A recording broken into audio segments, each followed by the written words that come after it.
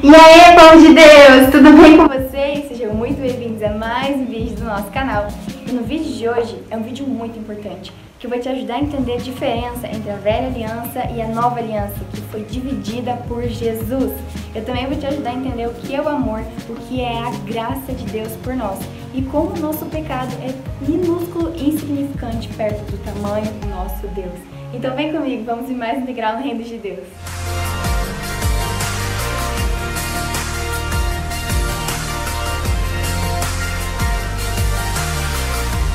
E bom, eu já vou começar te dando uma base, explicando mais ou menos como era a velha aliança e como é a nova aliança. O que eu tô falando, o que é isso? Basicamente, isso trata da maneira com a qual a gente consegue alcançar a salvação. Porque antigamente as pessoas eram salvas pela obediência à lei. Então a lei era o que julgava as pessoas. Se uma pessoa cumprisse a lei, ela era salva. Se uma pessoa desobedecesse a lei, ela era condenada. A lei era o que estava em jogo.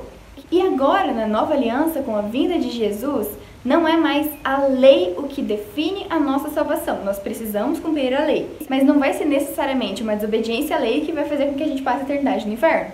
Porque agora nós somos salvos pela fé, não mais por obras, mas pela fé em Jesus Cristo. Então, a partir de agora, a lei continua existindo. Precisamos continuar obedecendo ela, mas não é isso que nos dá salvação. Na nova aliança, nós somos salvos para as obras e não pelas obras. Outra diferença muito importante é em como nós podemos nos apresentar diante de Deus. Porque na velha aliança, toda vez que alguém descumpria a lei, que alguém pecava, era necessário que alguém, que um sacerdote, entrasse na presença de Deus por essa pessoa. As pessoas não podiam estar na presença de Deus, porque Deus era santo. E as pessoas eram falhas e estavam sob o poder e a opressão da lei. Então era necessário que alguém fizesse esse papel de entrar por Deus e interceder na pessoa. Esse sacerdote precisava oferecer os sacrifícios para que as pessoas recebessem o seu perdão. Mas agora, na nova aliança, Jesus Cristo, com a sua morte, foi o sacrifício perfeito. E agora Ele é o nosso sumo sacerdote. Então Jesus morreu para nos unir com Deus novamente. E agora nós somos livres para entrarmos na presença de Deus em espírito e em verdade. Então a marca da nova aliança é o Espírito Santo. O próprio Deus passou a habitar dentro da gente. E agora nós somos salvos por meio da nossa fé. E um dos maiores marcos dessa transição de aliança foi quando a cortina que separava o lugar santíssimo do templo se rasgou de alto a baixo. O que isso representa? Representa que antes algo separava nós de Cristo. Só o sumo sacerdote podia passar por aquela cortina e entrar na presença de Deus. E com a morte de Jesus, essa cortina se rasgou. Isso significa que não há nada que possa ficar entre nós e Deus. Agora nós somos livres para entrar na presença dele. Ah, então isso quer dizer que Jesus veio para abolir a lei. Não, a Bíblia diz que Jesus veio para cumprir a lei e não para aboli-la. A diferença é que Jesus veio para cumprir a lei, dando a nós uma oportunidade, um jeito diferente de alcançar a salvação. Agora não é mais o que a gente faz que determina a condenação ou não, então já não há mais peso de julgamento sobre nós. Jesus veio para tirar de nós o julgamento da lei, a opressão da lei. Jesus veio para nos dar a possibilidade de estarmos em liberdade. E sabe qual é o problema? Sabe por que eu tô aqui falando isso pra você agora, gravando esse vídeo? Porque tem muitos cristãos que estão dentro da nova aliança, que eles conhecem Jesus, eles aceitaram Jesus, sabem do sacrifício de Jesus e continuam vivendo sob a pressão da lei. Continuam vivendo como se o pecado dominasse sobre a vida deles. Deixa eu te falar uma coisa, o seu pecado não significa mais nada. E isso não está relacionado com ter consequência, não ter consequência. Quer dizer que eu posso pecar agora? Óbvio que não. Gálatas 5,13 diz o seguinte: porque vocês, irmãos, foram chamados para viver em liberdade. Entretanto, não usem a liberdade para satisfazer sua natureza humana. Ao contrário, usem-na para servir uns aos outros em amor. Então não foram as consequências que foram retiradas de nós, foi o peso do julgamento que foi tirado de nós. A gente precisa entender que agora nós vivemos sob a graça de Deus. A graça de Deus é algo que nós não merecemos. A graça é o perdão dos nossos pecados, é o privilégio que nós temos da salvação, é o direito que temos de entrar na presença de Deus. A graça é todo o presente que Deus nos deu. E por mais que a graça seja dada a nós de graça, ela teve um preço, e um preço muito caro. Jesus morreu numa cruz, mas ele Não foi uma morte assim, tipo, ai, ele morreu na hora, foi de boas. Gente, Jesus sofreu mais do que a sua mente humana é capaz de imaginar. Jesus sofreu muito, foi a pior, a mais dolorosa e mais humilhante dor que alguém podia passar. Foi o preço que Jesus pagou para que hoje você fosse livre. Então, toda vez que você olha para o seu pecado e você se concentra mais no tamanho do seu pecado do que no tamanho do seu Deus, você está simplesmente ignorando todo o sacrifício de Cristo. A Bíblia diz que agora nós somos libertos do poder do pecado. Então entenda, toda vez que você pecar, não tem por que você sentir vergonha de entrar na presença de Deus. Não tem por que você ser escravo do seu pecado. Não tem por que você ficar se culpando pelo que você cometeu. Por quê? Considerando o sacrifício de Jesus, que morreu para tirar o peso da culpa de você. Por que você ainda se culpa por pecado que você cometeu há 3 anos atrás? Por que você ainda se culpa pelo pecado que você cometeu ontem? Assim como Jesus morreu uma só vez e foi suficiente, o seu arrependimento sincero, seguido de mudança de atitude, também é suficiente uma vez. Sabe, eu tô aqui para te ajudar a transformar a sua mente, para que a mente de Cristo esteja sobre a sua vida. O seu pecado não é mais nada, seu Deus é muito maior do que o seu pecado. O nosso problema é que a gente se concentra mais no tamanho do nosso pecado do que no tamanho do nosso Deus. Comece a olhar para o tamanho do seu Deus. Toda vez que você cometer um erro, para de se auto-julgar. Se nem Jesus te julga, quem é você para julgar a si mesmo? Olhe para Jesus. Toda vez que você cometer um erro, olhe para a cruz, enxergue ela vazia e lembre que os seus pecados já foram perdoados. A Bíblia diz que Jesus é a propiciação pelos nossos pecados. O que significa a palavra propiciação? Propiciação, segundo o dicionário, seria uma força sobrenatural que busca conquistar uma aprovação divina. E se Jesus é propiciação pelos nossos pecados, significa que ele já comprou o nosso favor diante de Deus. Nós temos o favor diante de Deus agora. A Bíblia diz que Jesus morreu não só para tirar os nossos pecados, mas os pecados do mundo inteiro. Então o seu pecado já foi perdoado. Os pecados que você nem cometeu, Jesus já sabia que um dia você cometeria o pecado que nem você sabe que vai cometer ainda. E ele já perdoou. Entendo que a graça, viva pela graça, pare de julgar os outros pelo pecado deles, pare de se julgar pelos seus próprios pecados, porque na nova aliança o pecado não domina mais sobre a nossa vida. Se você aceitou Jesus como seu Senhor e Salvador, significa que você é livre. Livre não para continuar pecando, livre não para viver da maneira como você quer, mas livre para receber o seu perdão e seguir em frente. Outra grande marca que separa a velha aliança da nova aliança é a motivação pela qual você obedece a Deus. Na velha aliança, a obediência estava sob o domínio do medo. Porque se as pessoas descumprissem a palavra, se elas desobedecessem a palavra, elas seriam julgadas e condenadas. Então, por medo da condenação, as pessoas obedeciam à lei. O medo movia a obediência. Mas agora, na nova aliança, o que deve mover a nossa obediência é o amor. E sabe por quê? Porque Jesus morreu para perdoar os nossos pecados. Significa que já não há mais condenação sobre aqueles que estão em Cristo. E olhando para o sacrifício de Jesus, olhando para aquela cruz, olhando para tanta dor, para tanto amor, olha tudo que Jesus fez para você diante de tudo isso. Como a gente pode permanecer em pecado?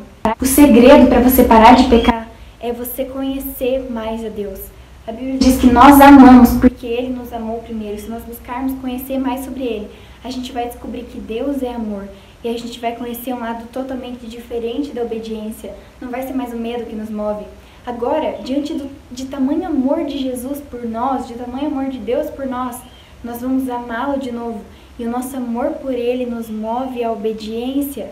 Então, por mais que agora nós não somos salvos pela lei, nós somos salvos pela fé em Cristo, mesmo assim nós obedecemos a palavra e obedecemos porque o amamos. Mas mesmo assim nós continuamos sendo falhos, mesmo assim nós continuamos errando, continuamos pecando, porque somos seres humanos e Jesus sabe disso, Deus sabe dos nossos erros.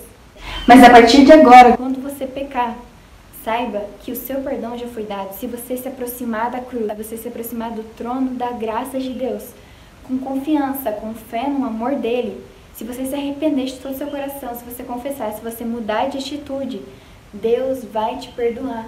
Então não tem por que a culpa viver sobre a sua vida. A Bíblia diz que no amor não há medo. Pelo contrário, o perfeito amor expulsa o medo, porque o medo supõe castigo, e aquele que tem medo não está aperfeiçoado no amor. Isso significa que agora o seu amor por Deus te move, o seu amor por Deus te leva ao arrependimento. Se você realmente entender o amor que Deus tem por você, se você pecar, você vai se arrepender imediatamente, você vai buscar reparação imediatamente, porque o amor de Deus por você te constrange. Então não se esqueça que já não há mais julgamento sobre você. Toda vez que o inimigo vir te acusar a respeito de algo que você fez, declare que você já é livre. Sabe por que o inimigo faz isso? Ele já sabe que ele foi derrotado. O diabo conhece a Bíblia melhor do que todos os crentes do mundo juntos. Ele mesmo tentou Jesus através da palavra de Deus. Ele usou a palavra para provocar uma tentação. Então olha como o diabo conhece a Bíblia a ponto de conseguir distorcer ela para nos pegar em uma armadilha. Mas se o diabo já conhece a Bíblia, ele já sabe qual é o fim dele. Ele sabe que a vitória será de Deus. Ele sabe que ele será derrotado, que ele será destruído.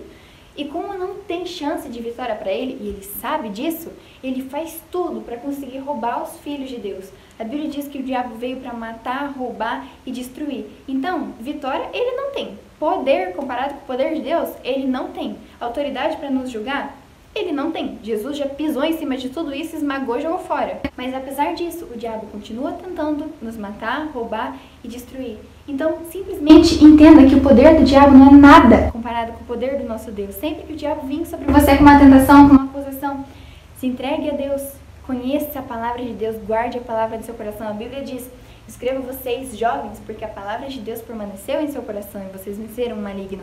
Então, essa palavra tem poder para nos dar discernimento, para que a gente entenda que somos livres. E assim o diabo não vai ter mais poder sobre a nossa vida. Porque a maior arma do diabo é a acusação. Se ele não puder te acusar, se você entender que você é livre, o diabo foge de você, porque não tem o que fazer. Mas apesar de já não haver julgamento sobre nós, as consequências do nosso pecado continuam. Um grande exemplo disso foi Davi. Davi, em um momento da sua vida que deveria estar em guerra quando ele era rei, ele ficou no seu palácio e isso levou ele a cometer adultério com Betseba. Ele engravidou Betseba. Quando ele descobriu, ele mandou matar Urias, que era o marido de Betseba. E lendo essa história que está lá em 2 Samuel 11, você percebe a bola de neve de Davi tentando esconder o pecado dele o tempo inteiro. Até que chega em um momento que está no finalzinho desse capítulo 11, que parece que tudo se resolveu.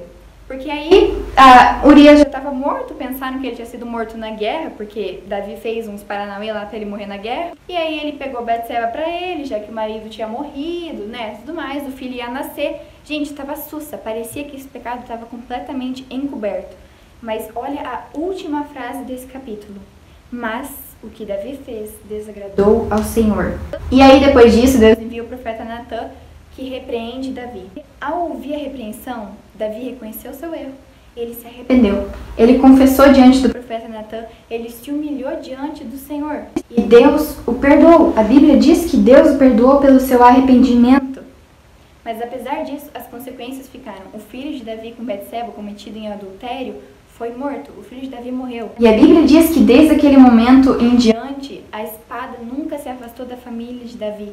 Então, a família toda de Davi, durante várias gerações, sofreu a consequência do pecado que ele tinha cometido. Então, seu pecado prejudica não só você, mas a vida daqueles que estão à sua volta. E por isso que é tão importante que a gente esteja vigiando. E se a gente cair em pecado, que a gente repare o nosso erro. Davi se arrependeu e depois que passou esse período de luto, Davi consolou Betseba e eles tiveram outro filho. E a Bíblia diz que Deus amou a criança. Então, olha só, você vê aqui uma família que foi completamente destruída, mas que por causa do arrependimento sincero foi restaurada. E o amor de Deus veio sobre essa família. Salomão foi o próximo rei de Israel, foi um rei extremamente abençoado, um homem que Deus abençoou com uma sabedoria que nunca haverá sabedoria igual. Salomão foi o cara que escreveu o livro inteiro de Provérbios, que é considerado o livro da sabedoria. Então Deus traz bênçãos no nosso arrependimento. Então entenda, se você errar, as consequências ficam, mas agora você não está sozinho para enfrentar essas consequências. Deus vai te ajudar, Deus vai te ensinar através dessa situação difícil. Mas acima de tudo, entenda que já não há julgamento. Você é livre, você tem que levar a sua vida baseada pela graça, não se envergonhe do seu pecado. É claro que a gente não deve sair por aí cometendo pecado, é claro que é uma coisa ruim, é claro que é uma coisa errada, mas sabe, não se envergonhe de pedir ajuda. Porque o seu pecado não significa mais nada. Porque a graça de Deus já venceu. 1 João 2,8 diz: pois a escuridão está se dissipando e a verdadeira luz já brilha. Que a luz de Deus brilhe sobre a sua vida e que você não tenha medo de se aproximar com confiança do trono da graça. Você é livre, você é perdoado e já não há mais condenação sobre aqueles que estão em Cristo Jesus. Então, gente, esse foi o vídeo de hoje. Eu espero muito que esse vídeo tenha te abençoado de alguma forma. Permaneça firme nessa liberdade que Deus já te deu. Lembrando também que tem vídeo novo aqui no canal todo domingo às 4 da tarde. A notificação aí embaixo pra você não esquecer. Me ajuda a divulgar esse vídeo, me ajuda a divulgar o canal, para que cada dia mais o evangelho possa ser propagado até o dia em que Cristo vai voltar. Se você ainda não me segue no Instagram, também corre lá, é Trentoju. Lá eu tô sempre postando conteúdo que pode abençoar a vida de vocês, gente. E por hoje é isso, gente. Um beijo no coração de vocês e até o próximo vídeo.